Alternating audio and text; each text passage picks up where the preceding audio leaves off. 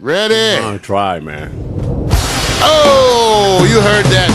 Head to head, ladies and gentlemen, it's time to gird your loins in an iron jock as we prepare you for the one and only Victor Allen's new Sportz. Written and directed by Victor Allen, the ball-headed black man, bringing you the fans' perspective from Los Angeles, California. And now, ladies and gentlemen, here's the man that the ladies have nicknamed Sexual Chocolate. Here's Vic! Yeah! Oh, Dude, I don't know. I think they enjoy watching your ass more than watching me. I'm serious. Like, okay, so I'm going to pretend like I'm going to talk about sports, but I think we could do a replay on that and everybody else will say, Victor, you can just shut up and let him play. I just wanted to show appropriate excitement for the new sports segment. Oh, yeah, man, you know what? Hey, look, I'm just a fan, right? And all I'm going to do is just talk about what I see. It's the eye test. The eye test says, let me just talk about something. Can you remember your days, man, back in college? Yeah, sort of. All right, okay. Can you remember? I remember some days better than others. Okay, now wait a minute. Now, if you do, see, here you go. Now, I don't know if you was at an institution of higher learning and athletic achievement. Institution was correct. Okay, wait a minute. So, wait a minute. Did you not have those experiences where the ladies were all rushing to the game, whether it was football, basketball, track, or otherwise? Or did they rush to another university because you guys wouldn't dish out that swag and sway? Which no, one? they actually, I was at Howard University. Some people call it the Mecca. Where's my applause? That's right. And even though we lost, right, Howard is not known as a athletic powerhouse. It's not known as a powerhouse. I mean, we managed to beat like like Morehouse. Everybody beat them, right? Or Hampton, like them, or Lincoln. Those are the two. Anybody else, the other smaller black school. But no, we didn't have. No, we didn't. Even though you was, no matter what the school is, Vic. Yeah. I think people try to have that swagger. Because I know for the basketball games, I did dress up in my full-leaf coat. That's about it. And walk along the stands acting like I was looking for somebody. Well, then you don't know the experience of what happened with UCONN yesterday, because... No, and I saw that. If you had to sit there and say Kentucky was the main dish, everybody was going Kentucky because, look, the athletes, man, they're war horses. They're all athletically tall, and they just rumble with it. And you had what we call, I just sit back and say pit bull point guards on UConn. So to me, it was speed and the pit against the tall, athletic freshmen, and Fab Five just couldn't deliver. So that story is dead and it's gone. It's over. This is UConn, who I actually say, when everybody talks about Duke, they got to talk about UConn first, man. Because multiple championships, women, and now men. And now let's just give all hail to a local product of the Crenshaw High alumni.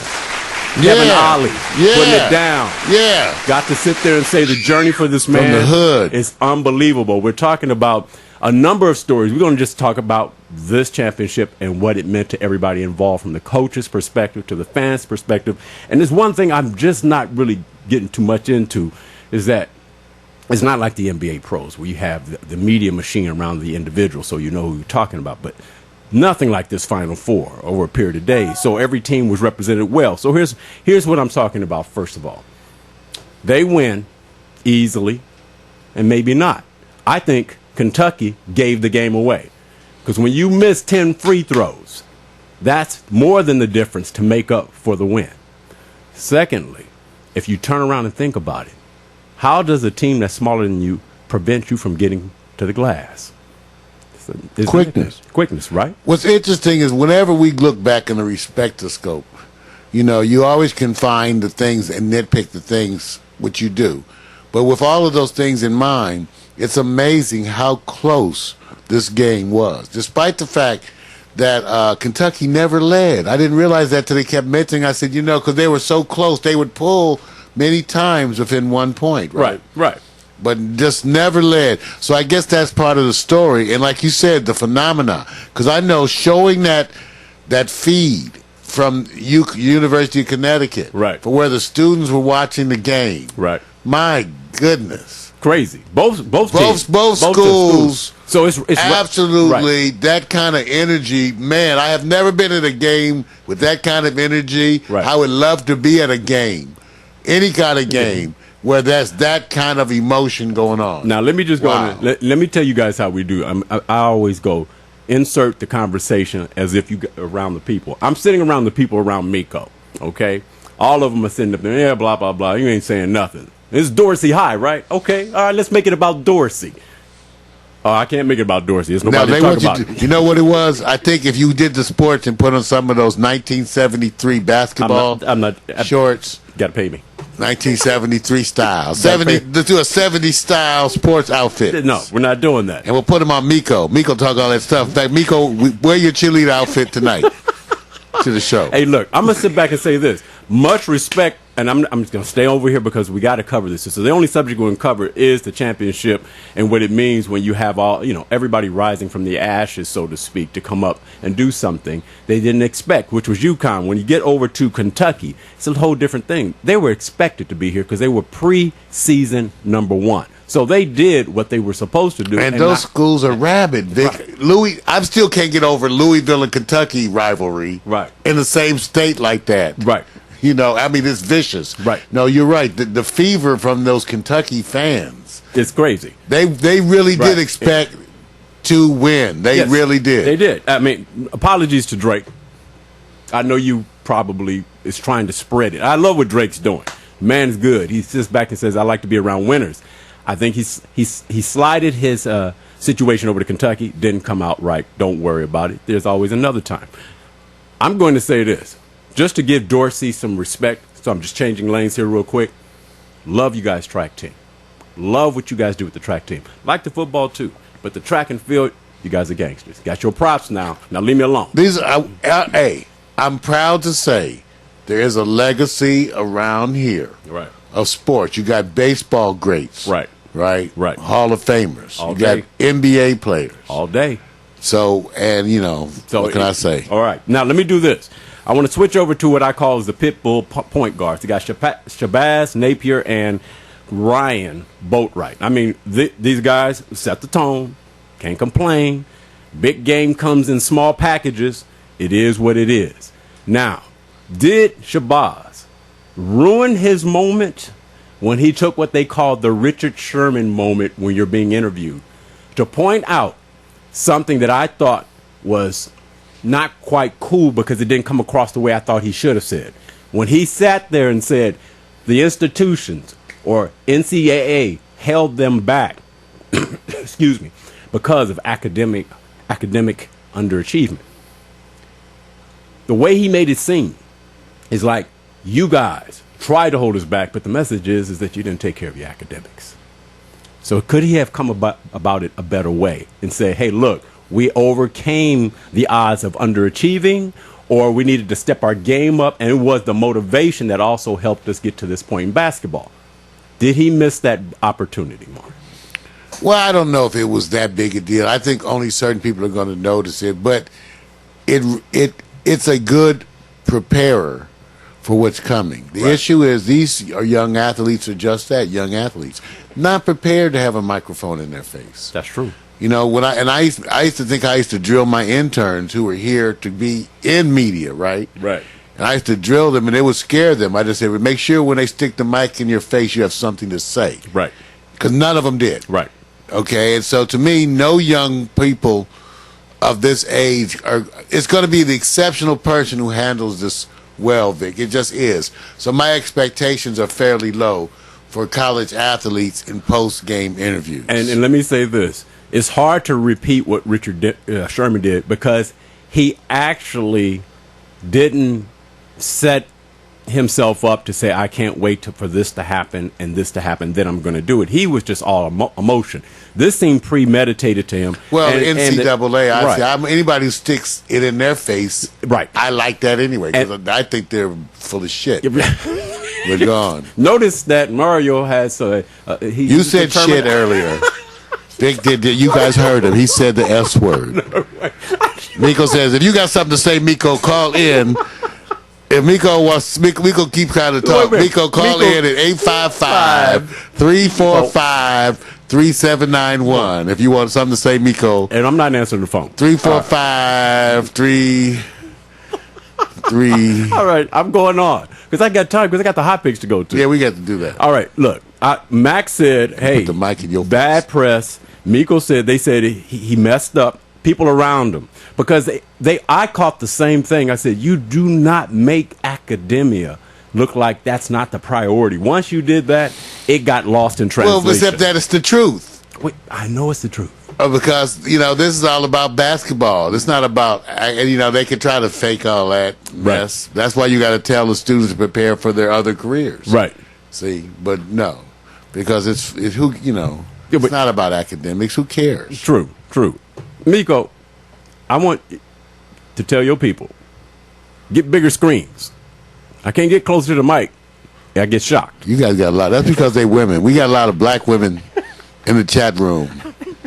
Right. You know, that's right. You know how they are. All right, so let's go to the topic that closes out this segment because I want to give props to the Connecticut women because tonight they actually are going to see if they can pull off the double. That's why I said the UConn is the Duke of basketball when it comes to college basketball. Now, I'm not trying to say that's my favorite team. I'm just saying the numbers point out multiple championships in men and women. There's nobody doing it like them at all. So when you say, hey, Duke is the institution, well, UConn's the brand. Let's go over to what I call the rumors of the LA Lakers. Yes, it's out there. John Calipari. Rumored. Well, he can't coach the Lakers. Or interest in the coach. No. Wait a minute. Why are you saying no? Because you know what? It's dealing with the NBA players' attitudes, Vic. I hate to see what that does to a good coach. You know what I'm saying? Right. In other words, you take a good coach who knows his sport, and you put him in a situation where you got these overpaid people when you have no real sense of authority. I don't know how you make that work. I really don't know how you make it work. Let me ask you something. If somebody said that Mario is going to be a centerfold special on Playboy because of your popularity, what would you say? I'd say, don't eat before you read that. Okay. Don't wonder if they believe it. I don't want you to lose your breakfast. But wonder if because they created sagging ass. Wait a minute. They create the story. You're not interested at all, but now all of a sudden Playboy says, "Man, it's a lot of so you're saying steam behind you." Well, that's what you're saying. Right. They're saying, listen, the Lakers just get used to 5 years of slow death. Right. That's it. That's what you're gonna get. So just bend over, put your pants down. Bend over, spread your cheeks. Wait a minute. Because the Lakers, you're about to get dilated. Wait a minute. I just want people to ask Becca, would she be inspired if you were a Playboy centerfold? Or Playgirl? Becca, would you be inspired to see my sagging flesh as a Playgirl centerfold? I have wonderful sensitive man tits. Okay, let me stop. So basically, are we squashing the Lakers' hopes? And let me say this: the Lakers don't have no hope. Wait a minute. See, next year. Here's the thing. Okay. Normally, the East Coast teams that hate on LA would really get into this, right? Because there's a bunch of East Coast teams. PMC knows. Right. They hate on LA. Of course. But the Clippers are doing good, and no matter what, the Knicks still suck. And it look like they're going the opposite direction. But the Knicks are doing better than the Lakers for a minute. But way better. It's really the debate that goes on between the New Yorkers, right? Right. And LA, because that's your main verbal competitors on the East Coast. Philly and New York. The Philly people, they have a thing about LA. All day. And so do the New Yorkers. Well, as far as the West Coast is concerned, we don't really have any rivalries that allow us to actually represent well in competition. We don't have the inter, and next door state rivalries. We don't have USC, UCLA. Not in football at the level of high ranking. Basketball is non-existent. Yeah. Track and field is not what it used to be. It's just not the same. It's not the same. So for us to sit back and we have other shit to do, by the way. It's not that. We do a lot. That's why. But what is it? It's the fact that LA, you have a bunch of other choices, and so this average sports fan out here is overwhelmed. True. With choice. By the way, the chat room is asking for Vic to show Big Wally. Maybe what if I show you Little Willie? Look, you got Big Wally I'm telling and you Little right Willie. now. Ted Tie.